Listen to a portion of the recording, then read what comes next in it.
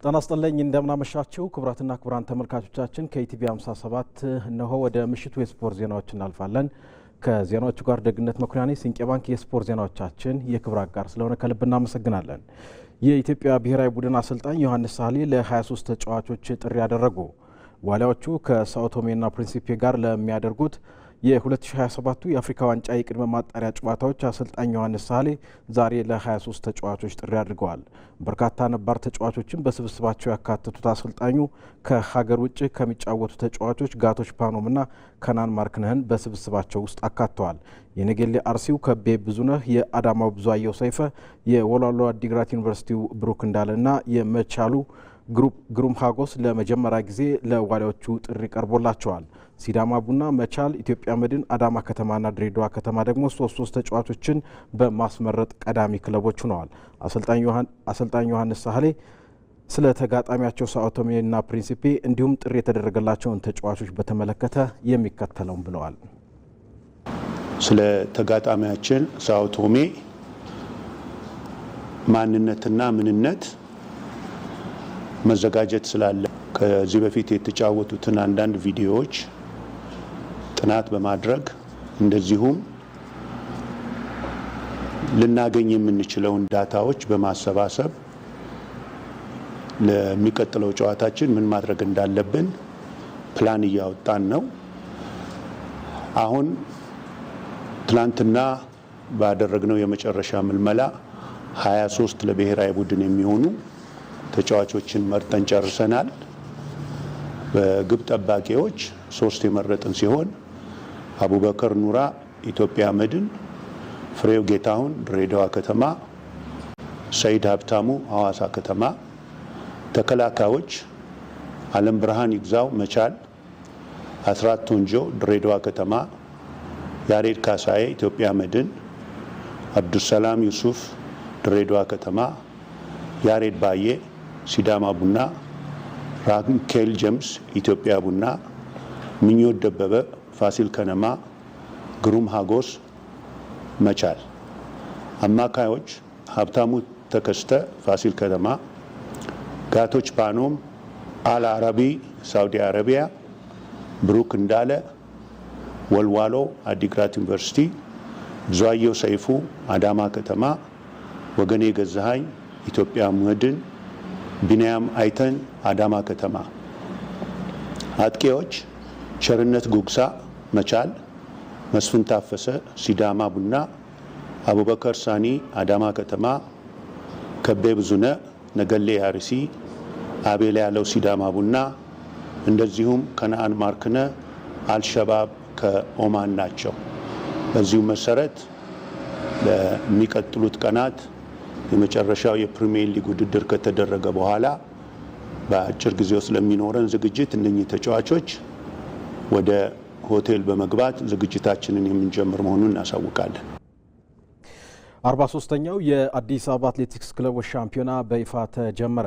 በሁለት ዲቪዚዮኖች ተከፍሎ በሚካሄደው በዚህ ውድድር ላይ 20 ክለቦችን የወከሉ 923 አትሌቶች ይፎካከሩበታል ተብሏል። በአዲስ አበባ ስታዲየም ከረፋዱ ዛሬ ጀምሮ በተከናወኑ የማጣሪያና የፍጻሜ ውድድሮች ከአጭር ርቀት እስከ 10000 ሜትር ብርቱ ፉክክር የታየባቸው ውጤቶችም ተመዝግበዋል። በወንዶች 10000 ሜትር ሁለተኛ ዲቪዚዮን የኮልፌ ቀራኒዮ ክፍለ ከተማ አትሌቶች የበላይነታቸውን አሳይተዋል።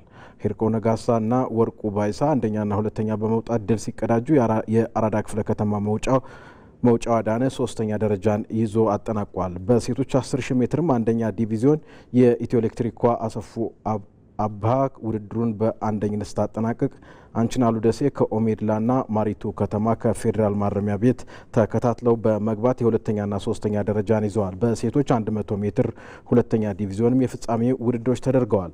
አትሌቶች ውድድሩ ከአንድ ሳምንት በኋላ ለሚደረገው የኢትዮጵያ ሻምፒዮን አቋማቸውን የፈተሹበት እንደሆነም ለኢትዮጵያ ቴሌቪዥን ተናግረዋል።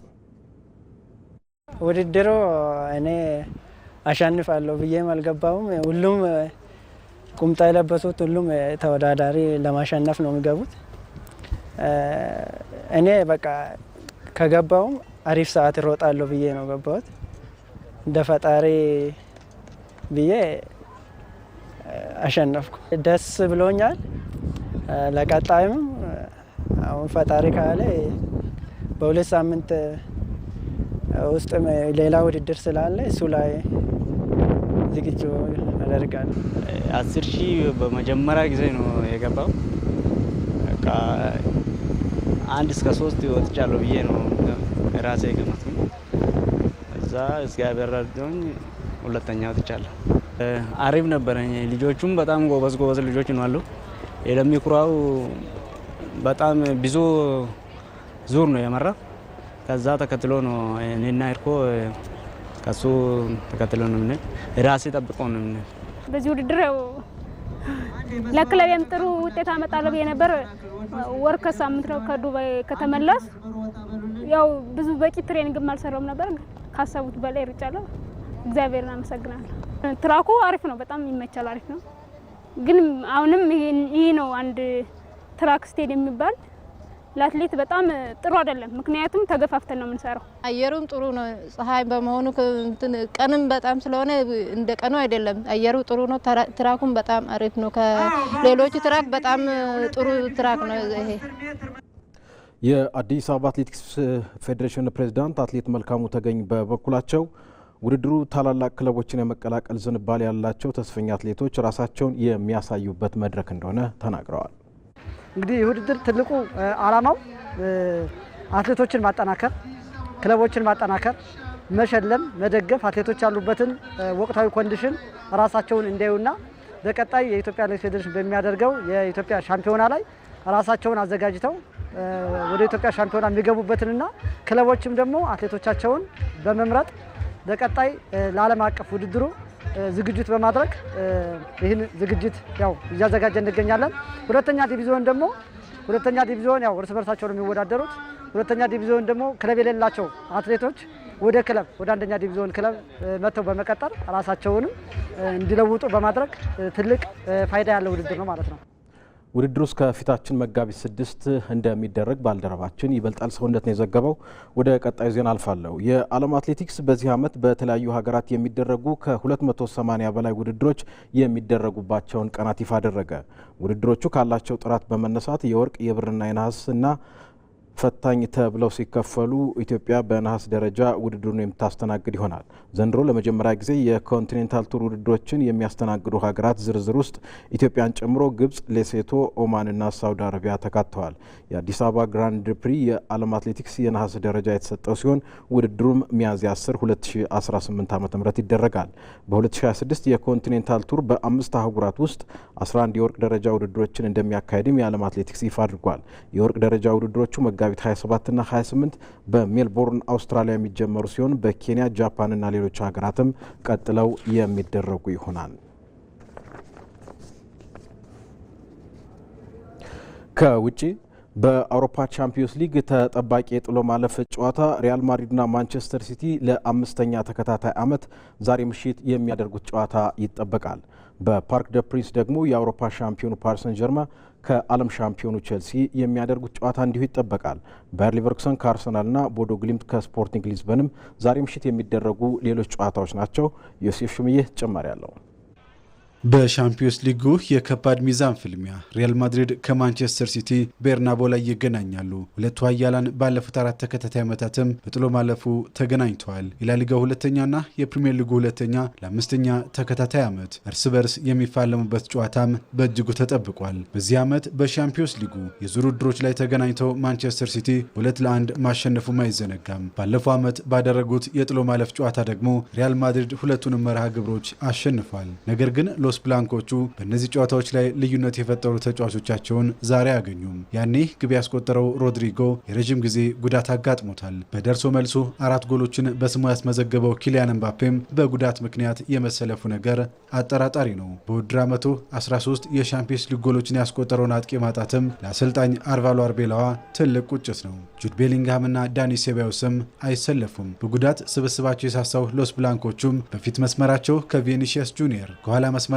ደግሞ ከግብ ጠባቂያቸው ቲቦ ኩርቷ ብዙ ይጠብቃሉ። ቤልጂየማዊው የግብ ዘብ በሻምፒዮንስ ሊጉ ከሚሞከሩበት ኳሶች አንጻር ጥቂት ግቦች የሚቆጠሩበት መሆኑን ቁጥሮች ይናገራሉ። ፔፕ ጋርዲዮላ ደግሞ በሻምፒዮንስ ሊጉ 190ኛ ጨዋታቸውን መርተው ከሰር አሌክስ ፈርጉሰን ጋር ታሪክ የሚጋሩበትን ምሽት በድል መቋጨት ይፈልጋሉ። በመድረኩም ከወዲሁ ከ50 በላይ ጎሎችን ካስቆጠረው ግዙፍ አጥቂያቸው ኤርሊንግ ሃላንድ ብዙ ይጠብቃሉ። ከማቴዮ ኮቫሲችና ዮሽኮ ግቫርዲዮል ውጭም ሁሉም ስብስባቸው ለተጠባቂው ፍልሚያ ዝግጁ ነው። ሪያል ማድሪድና ማንቸስተር ሲቲ በቤርናቡ በተገናኙባቸው ያለፉት 8 ጨዋታዎችም 28 ግቦች ተቆጥረዋል። ዛሬም ብርቱ ፉክክርና አዝናኝ ጨዋታ ይጠበቃል። በሌላ ተጠባቂ ጨዋታ በፓርክ ደ ፕሪንስ የአውሮፓ ሻምፒዮኑ ፓሪስ ሰን ጀርማ ከዓለም ሻምፒዮኑ ቼልሲ ይጫወታሉ። ፓሪስ ሰን ጀርማ በክለቦች ዓለም ዋንጫ በሰማያዊዎቹ የደረሰበትን ሽንፈት ለመበቀል የሚያደርገው ጨዋታም ነው። ያለፈው ዓመት የመድረኩ ሻምፒዮን ፓሪስ ሰን ጀርማ ዘንድሮ የተጠበቀውን ያህል አይደለም። ካለፉት 8 ጨዋታዎቹ በሁለቱ ተሸንፎ በሁለቱ ደግሞ አቻ ወጥቷል። ባለፉት 3 የጥሎ ማለፍ መርሃ ግብሮቹ 3 የእንግሊዝ ክለቦችን ጥሎ ያለፈው የፈረንሳዊ ተወካይ ይህንኑ ታሪኩን ለመድገም ዛሬ ሜዳው ላይ ይጫወታል። ሁለቱ ቡድኖች በመድረኩ ለመጨረሻ ጊዜ ከ10 ዓመታት በፊት የተገናኙ ሲሆን ያኔ ፓሪስ ሰን ጀርማ ወደ ቀጣይ ዙር ማለፉም አይዘነጋም። በምሽቱ ጨዋታም አሰልጣኝ ሉዊስ ኤንሪኬ ዣኦ ኔቬስን ከጉዳት መልስ ሲያገኙ ፋቢያን ሩይዝ አይሰለፍም። ቼልሲ ደግሞ ኤስቴቫ ዊሊያንን በጉዳት ሲያጣ ላቪ ኮሊውልና ጂሚ ጊተንስ ከጉዳት ተመልሰውለታል። የሻምፒዮንስ ሊጉን የዙር ውድድር በቀዳሚነት ያጠናቀቀው አርሰናል ደግሞ ወደ ጀርመን ተጉዞ ባየር ሌቨርኩሰንን ይገጥማል። መድፈኞቹ ፕሪሚየር ሊጉን በ7 ነጥብ ልዩነት እየመሩ ነው። በካራቦ ዋንጫ ለፍጻሜ በቅተዋል። በኤፍኤ ዋንጫ ደግሞ ግማሽ ፍጻሜው ላይ ይገኛሉ። በሻምፒዮንስ ሊጉም 8ቱንም ጨዋታዎች አሸንፈው ጥሎ ማለፉ ላይ ተገኝተዋል። ከባየር ሌቨርኩሰን ጋር በሚያደርጉት ጨዋታም ከፍተኛውን የማሸነፍ ግምት ወስደዋል። ባየር ሌቨርኩሰን በአንጻሩ ካለፉት 5 ጨዋታዎቹ በአንዱ ብቻ ነው ያሸነፈው። በምሽቱ ጨዋታም ፓትሪክ ሺክን ጨምሮ በርካታ ወሳኝ ተጫዋቾቹን በጉዳት ምክንያት አይጠቀምም። አርሰናልም ያለ ዊሊያም ሳሊባና ማርቲን ኦዴጋርድ የሚያደርገው ጨዋታ ነው። በመድረኩ አስደናቂ ጉዞን እያደረገ የሚገኘው ቦዶ ግሊምትም በሜዳው የፖርቹጋሉን ተወካይ ስፖርቲንግ ሊዝበንን ይጋብዛል። በመጨረሻም ቶትናም ሆትስፐር አሰልጣኝ ኢጎር ቱዶርን ለማሰናበት መዘጋጀቱ ተገለጸ። ክሮሻዊ አሰልጣኝ ባሳለፍነው ወር የቶማስ ፍራንክን መሰናበት ተከትሎ ቡድኑን እስከ ውድድር ዓመቱ መጨረሻ መረከቡ ይታወሳል። ኢጎር ቱዶር ሰሜን ለንደን ሲደርሱ ግን ዋነኛ እቅዳቸው ክለቡን በፕሪሚየር ሊጉ ማቆየትና በቻምፒዮንስ ሊጉ በተሻለ መቅረብ ነበር። አሰልጣኙ ስብስቡን ከተረከቡ በኋላ የትላንት ምሽቱን የአውሮፓ ቻምፒዮንስ ሊግ ሽንፈትን ጨምሮ በ4 ጨዋታዎች ተሸንፈዋል። ይህም በቶትናም ቤት 4 ተከታታይ ጨዋታዎችን የተሸነፉ የመጀመሪያው አሰልጣኝ አድርጓቸዋል። ትላንት ምሽት በአውሮፓ ቻምፒዮንስ ሊግ ጥሎ ማለፍ በአትሌቲኮ ማድሪድ 5-2 ከተሸነፉ በኋላም የክለቡ የቦርድ አባላት ውይይት አከናውኗል ተብሏል። የክለቡ ተጫዋቾች በአሰልጣኙ ደስተኛ አለመሆናቸውንም እየወጡ ያሉ መረጃዎች ጠቁመዋል። ከክለቡ የቦርድ አባላት ውይይት በኋላም ለአሰልጣኙ አንድ የመጨረሻ ዕድል የተሰጣቸው ሲሆን በመጪው እሁድ አንፊልድ ላይ ከሊቨርፑል ጋር በሚያደርጉት ጨዋታ ካላሸነፉ ክለቡ እንደሚያሰናብታቸው ነው የተዘገበው። ከኢቲቪ 57 የምሽት የስፖርት ዜናዎቻችን ተጠናቀቁ። ደግነት መኩሪያ ነበርኩ። በሰላም